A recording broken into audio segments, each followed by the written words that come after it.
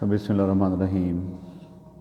Students, मैं आपका teacher Kashif रज़ा। आज के इस लेक्चर में हम फर्स्ट ईयर केमिस्ट्री के चैप्टर नंबर 6 उसमें आयोनाइजेशन एनर्जी को डिस्कस करने जा रहे हैं। तो सबसे पहले हम देखेंगे कि आयोनाइजेशन जो है वो होती क्या है। What is meant by ionization?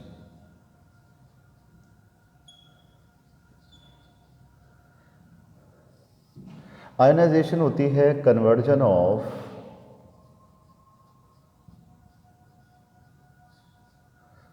Neutral atom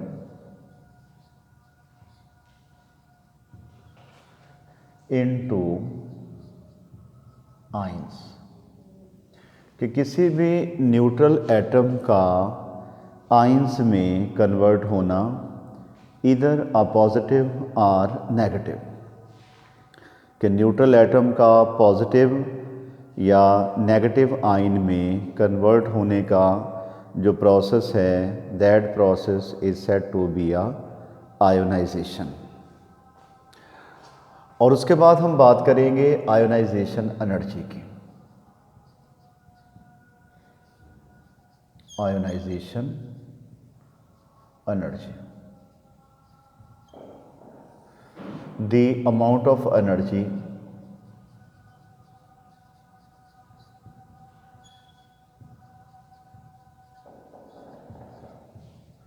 which is required to remove an electron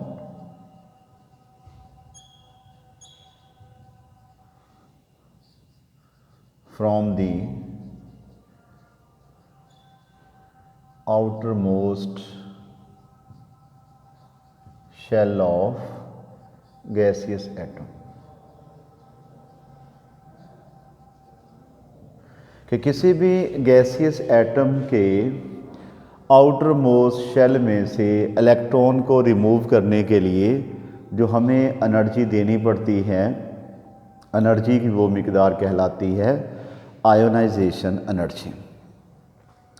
मसलन हमारे पास सोडियम है, अगर हम सोडियम के वैलेंस शेल में से एक इलेक्ट्रॉन निकाल दें तो हमें इसको एनर्जी देनी पड़ेगी 496 किलो जॉल पर मोल। ठीक है, सोडियम है तो सोडियम में से हमें एक इलेक्ट्रॉन रिमूव करने के लिए एनर्जी जो है वो इसको देनी पड़ेगी 496 किलो जॉल पर मोल। तो that energy is said to be a ionization energy. ठीक है, तो इसकी आयोनाइजेशन एनर्जी के ऊपर अफेक्ट करने वाले फैक्टर्स की हम बात करते हैं कि कौन कौन से फैक्टर्स हैं जो आयोनाइजेशन एनर्जी को अफेक्ट करते हैं, यानी कि इनके बढ़ने से या कम होने से आयोनाइजेशन एनर्जी के ऊपर क्या फ़र्क जो है वो पड़ता है। यहाँ पे लिखेंगे हम फैक्टर्स अफेक्टिंग आयोनाइजेशन एनर्जी। तो सबसे पहला इसका जो फैक्टर है वो हो गया एटॉमिक साइज। तो जितना एटम्स का साइज जो है वो बड़ा होगा उतना, मसलन ये आपके पास एटम है तो जितना साइज इसका बड़ा होगा एटम का, उतना ही इसकी न्यूक्लियस से वैलेंस शेल में मौजूद इलेक्ट्रॉन्स की न्यूक्लियस से दूरी जो है वो उतनी ही क्या होगी, ज़्यादा होगी। और जितना इलेक्ट्रॉन न्यूक्लियस से दूर होगा उसको रिमूव करना उतना ही आसान होगा। तो हम यूँ कहेंगे कि जैसे जैसे एटॉमिक साइज जो है वो बढ़ेगा, आयोनाइजेशन एनर्जी जो है वो उतनी ही क्या होगी, वो कम होगी। क्यों कम होगी? क्योंकि जितना साइज़ बढ़ेगा वैलेंस शेल में मौजूद इलेक्ट्रॉन्स न्यूक्लियस से दूर होते जाएंगे और उसको निकालना जो है वो क्या होता जाएगा, आसान होता जाएगा। तो अगर हम देखें ग्रुप्स के अंदर, ग्रुप्स में क्या हो रहा है कि एटॉमिक साइज़ बढ़ रहा है, टॉप टू बॉटम एटम्स का साइज़ जो है वो क्या होता है, बढ़ता है। तो एटम के साइज़ के बढ़ने से जो आयोनाइजेशन एनर्जी की वैल्यू है वो टॉप टू बॉटम क्या होगी, लो होगी। Top to bottom ionization energy की वैल्यू क्या होती है, वो लो होती है। क्यों लो होती है? क्योंकि टॉप टू बॉटम दो चीज़ें हो रही हैं। एक तो एटॉमिक नंबर जो है वो बढ़ रहा है, एटॉमिक नंबर के बढ़ने से नंबर ऑफ शेल्स बढ़ेंगे, वैलेंस शेल में मौजूद इलेक्ट्रॉन्स जो हैं वो न्यूक्लियस से दूर होते जाएंगे और उनको रिमूव करना आसान होता जाएगा। तो ये पहला फैक्टर हो गया है क्या जी, एटॉमिक साइज। दूसरा हो गया एटॉमिक नंबर। एटॉमिक साइज और एटॉमिक नंबर सेम ही जो है वो कंसेप्ट आ जाता है कि जितना एटॉमिक नंबर ज़्यादा होगा उतना ही साइज़ जो है वो बड़ा होगा, आयोनाइजेशन एनर्जी जो है वो क्या होगी, लो होगी। और तीसरा फैक्टर हो गया शील्डिंग इफेक्ट। शील्डिंग इफेक्ट, तो शील्डिंग इफेक्ट होता है कि इनर जो ऑर्बिट्स के इलेक्ट्रॉन्स हैं वो एक दूसरे को रिपेल करके वैलेंस शेल के इलेक्ट्रॉन्स को दूर कर देते हैं। अब उनके दरमियान जो फोर्स ऑफ रिपल्शन होगी उसको हम कहेंगे शील्डिंग इफेक्ट या स्क्रीनिंग इफेक्ट जो है वो कहेंगे। ठीक हो गया। तो जितना स्क्रीनिंग इफेक्ट या शील्डिंग इफेक्ट ज़्यादा होगा, आयोनाइजेशन एनर्जी की वैल्यू उतनी ही क्या होगी, वो ज़्यादा हो जाएगी। और चौथा फैक्टर हो गया इसका nuclear charge.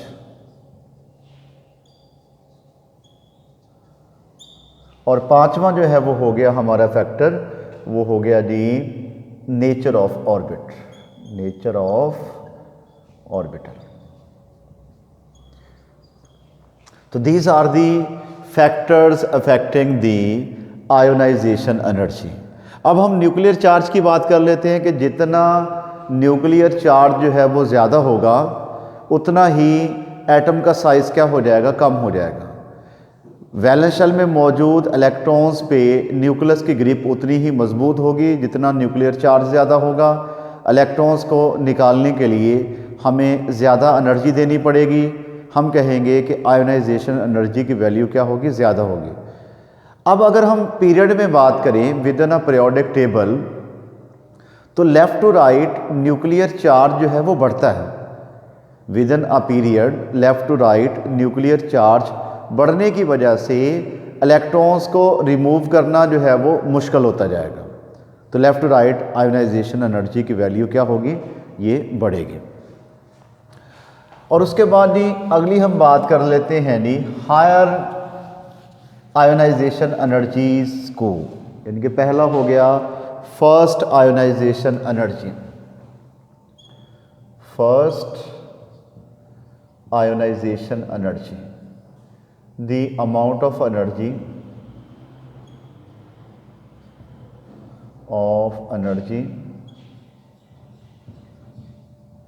which is required to convert neutral atom into